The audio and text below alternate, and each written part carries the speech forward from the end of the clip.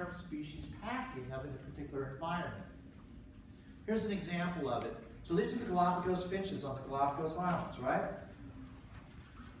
They're originally from one precursor finch from the mainland of South America, but when it got there, there's all these interesting habitats.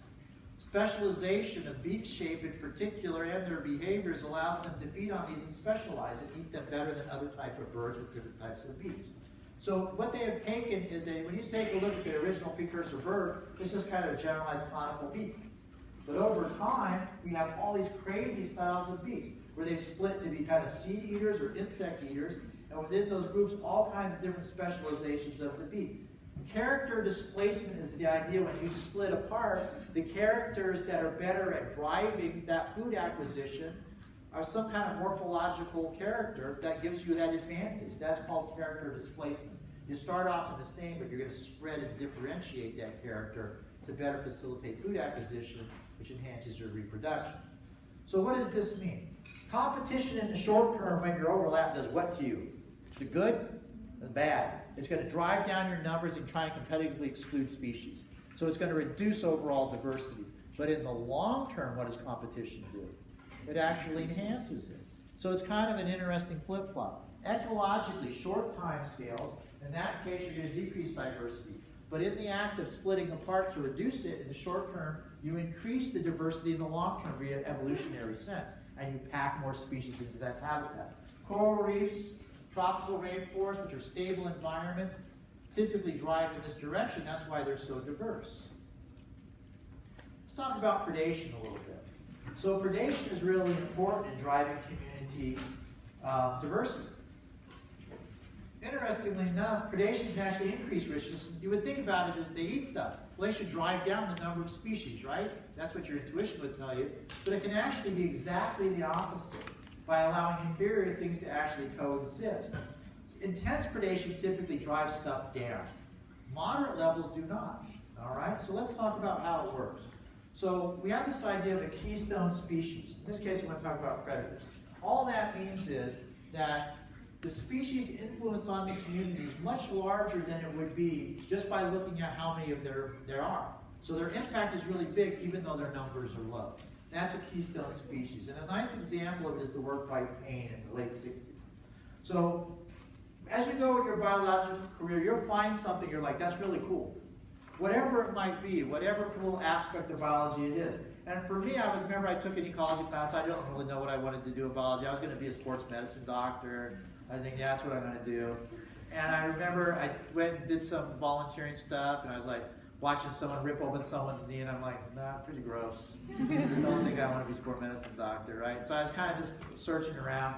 And I remember I read a study in some ecology class about Payne's work. And it was pretty cool. It was about predatory impacts, and that kind of sets you down a certain path. And this study was really neat. He went out to the intertidal, he looked around, and he wanted to know what the influence of what this predator was, which was the sea star, on an intertidal community, which we've talked about in terms of barnacles before, right?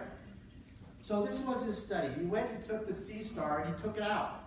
And he said, what happens if you take this predator out of the system? And so he had these big patches, 8 meters by 2 meters, and he excluded the starfish for 5 years. A pretty long study. And so, in this case, space is the limiting resource in an environment like the intertidal. Food's everywhere, because it's coming in the waves. That ain't a problem.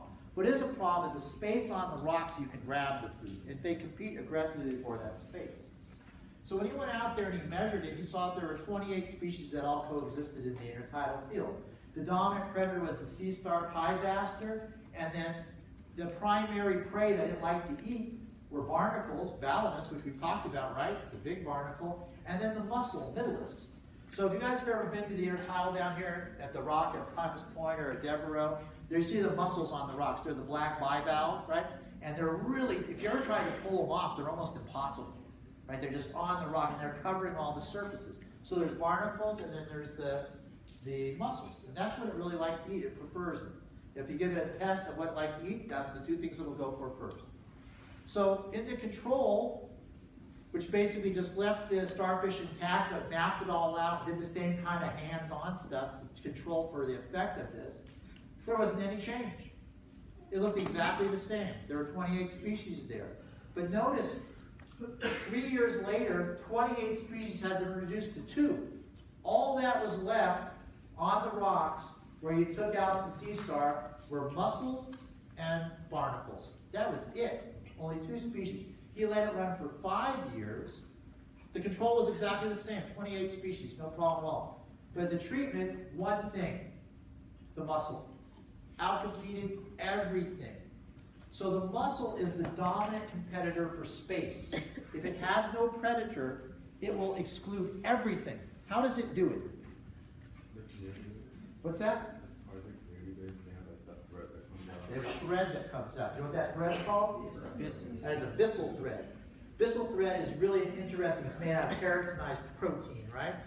It is so strong that there's lots of experimentation with it right now to create bulletproof vests and clothing and things like that out of it because it's light, but it's also tough. It's so tough that it can hang on to anything. It's designed to hang on for wave action. Well, barnacles are glued to the rocks. How do they get rid of them? The mussel can get rid of the barnacles. Any idea? They just grow over the top of them. So if you were to scrape those mussels away, you'd find dead barnacles underneath them. Because the byssal threads allow them to grow in and over on top of them and suffocate them out. Extremely tough. All right, well, what regulates the mussel from taking over everything? The starfish does. The barnacle's great because it comes in, no mussel, and no starfish, and it pops everything off the rocks. But there's something even better than it, and it's the mussel which overgrows it. The sea star regulates the abundance of these 2 things because it's its preferred food. Given the choice, that's what it eats.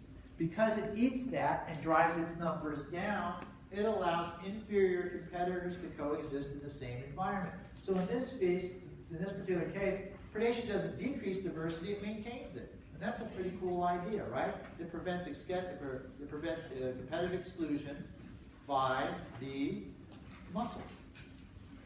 All right. I'm going to give you another model. It's got a big mathematical theory construct, and I'm not going to give any of that to you. So because we're so close to midterm, I'm just going to talk about it conceptually, no computation here, okay? So this is by Mark Arthur and Wilson. It's a really famous study. And it explains the succession of species of islands that form on coastlines. What they found is that species richness, the number of species, was positively correlated with the island size. Bigger the island, more species. Smaller the island, less species. It was also correlated with distance from the mainland. Closer to the mainland, more species. Further away from the mainland, less species. Well, that makes perfect sense. Why more species on a bigger island? More resources. More resources, more niches. Why more species when you're closer to the mainland? Easier to get to. Easier to find. It's that simple, right? So that's the basic idea of it. Species diversity is maintained, or is basically regulated by the rate at which stuff comes in, immigration, the rate of extinction, the distance from the mainland, and how big the island is. It's a lot like a metapopulation model, right? It's got a lot of the same parameters. Immigration rates, extinction rates, but in this case it's talking about size and distance as well. So it's some extensions of that basic model. So again, if you're close, you'll have more stuff. If you're farther away, you'll have less. If you're big, you'll have more. If you are far, you'll have less. But what happens if you're big and far versus small and far, or small and close versus big and close, right? So that's what the model will actually test. What are those dynamics? So, when plotted, this is what it looks like. Let me actually get you the pointer here.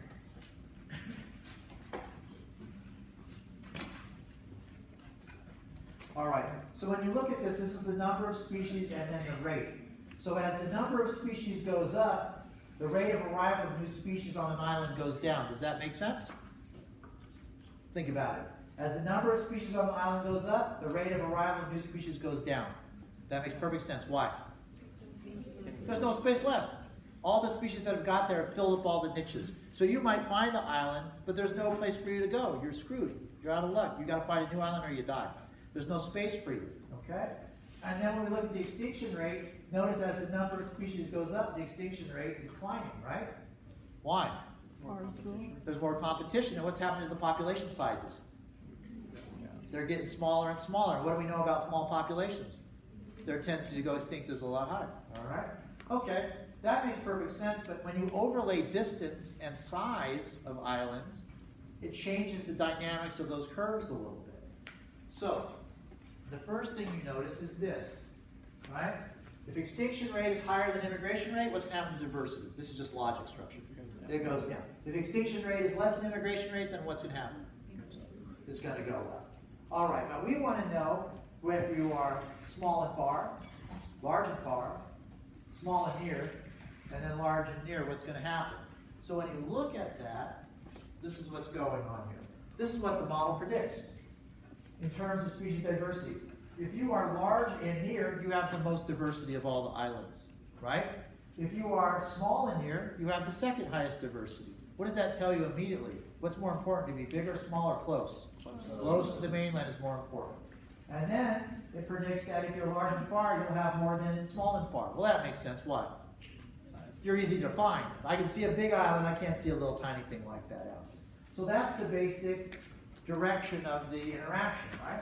Small islands far from the mainland, not a lot of stuff, okay? Large islands near the mainland, a lot of stuff. And then this last thing here, turnover of species is high, meaning the species composition changes quickly on these islands, right? And the number of species on the island remains constant. So even though the species are changing, the number of species is not. So if I have 10 species, in the next iteration I have 10 species, but they might be different 10 species. Does that make sense? The number stays the same, but the species themselves change. I still have 10 of them, but they're not A, B, C through E anymore. Now it's F through H or whatever it might be, right? Okay. Does it work? What do you got to do? You got to test it. And this is an amazing test of it, the Wilson-Simperloff test, and these were done in the 60s, another classic experimental set. So they found these islands, these little tiny islands. These are mangrove islands that are found off the coast of Florida. Guess what? They're small, and they're big, and they're far, and they're near. It's perfect, right? The problem is, however, this colonization, immigration trajectory is all based on islands that start off with nothing. But when I go to these islands, they're full of what? They're full of stuff already there. So what they did was they basically counted what was there, the number of species that were there, and then they nuked them. So they covered them up, and they bug bombed them and killed everything on the island. You could do a lot of stuff like this in the 60s. You can't do so much ecology like this in the 2000s. It doesn't work the same way. All the agencies would flip and said, I'm going to kill 5 million things on these islands. So it's like, no, I don't think so, okay? But that's how it happened, and it was very successful what they did. So basically, they eradicated all the things on these islands. They knew how many species were going to be there originally, and then they let colonization take place off the mainland. But what they found? Equilibrium within a year. So basically, whatever was there, the same number was there within a year. That's pretty quick. I didn't expect that it would be that fast, but it was. The farthest island from the mainland had the fewest species. Was that predicted? Yeah. Absolutely. Great prediction. Equilibrium numbers similar between pre and post. That means if there were 10 to start with, there were 10 when their experiment was done. Predicted? Yeah. Perfect. But notice this one. Species composition was different. That's okay too, right? However, there's a problem with this thing, right? So the predictions of the speed of the recovery, the number of species were accurate, but the species composition was different. Turnover rate was low. That's what's different. The model said turnover rate would be what? High. So what happened was, in this case, once you colonized an island, it didn't flip anymore. It stayed put. The same 10 species stayed there. They didn't turn into a new 10 species assemblies. Does that make sense? That was the difference here between the model theoretically and the model and the reality in terms of the test is species turnover was low. Okay? They did not change once they became established. All right. Let's finish this all up here. Communities can be thought of in two ways, an equilibrium view and a non-equilibrium view. I'm just going to talk about it again. So what is the equilibrium view? The equilibrium view basically says this. Communities are highly structured by biotic interactions, competition, predation, herbivory. They display global stability, meaning they're relatively constant through space and time. And then the purpose and how that actually comes to fruition, the process behind it, is via niche diversification. So what is it saying? Remember I talked about how you start with heavy overlap? Competition is decreased by splitting. That creates new species that drop in. That's diversification, right? Niche diversification. This model, this viewpoint, is almost identical to one I gave you right at the start of communities. What model is it similar to? The equilibrium view is almost identical to what hypothesis? What is it? There's the very first thing I talked about on slide 1. So what? The interactive hypothesis. It's saying exactly the same thing with one difference. This one provides a mechanism, right? The first one simply says they're all interacting and it's important. This one says how you drive it. It's driven by niche diversification. It gives you the process to explain the pattern. Non-equilibrium view says, you know what? That's not right. When you look around the world, community composition is always changing. It's never in balance. Things are constantly rotating in or out. There is no global stability because of that. So communities are in flux in time or space. Communities are therefore patchworks that are basically being disturbed, recolonized, and that dispersal between the patches are what determines the community that you're going to find in. So one is saying, I'm stable, our interactions keep us tightly constrained, and I'm going to be stable through space and time, and competitive interactions and moderate predation are going to maintain our niches, right, and allow more species to coexist there. The other one is saying that's not the case. You're fluctuating, your environment's unstable, you get in, you get out, right? Composition changes just based on whoever gets there. So a nice way to think about it is tropical rainforest. Stable environment, climatically very constant, allows species packing, intense competition, diversification occurs. It works very well under that model. Rivers, they look great certain times of the year, but during the winter, what's going on? It floods, it gets crazy. It doesn't matter. Whoever happens to colonize, get back in the river, that's who gets to stay there. That's a nice equilibrium view. However, it's this and it's that. It's both. Tropical rainforests undergo disturbance, the trees fall in open gaps, and you get the same kind of effects that you get over here in non-equilibrium views. Rivers are quite stable, especially in the temperate regions in spring, early spring to early summer, and they're fine, and they show many of the same characteristics of a equilibrium view. That's it. Have a nice day. I will see you guys bright tomorrow. Be prepared, all right? Have a good one.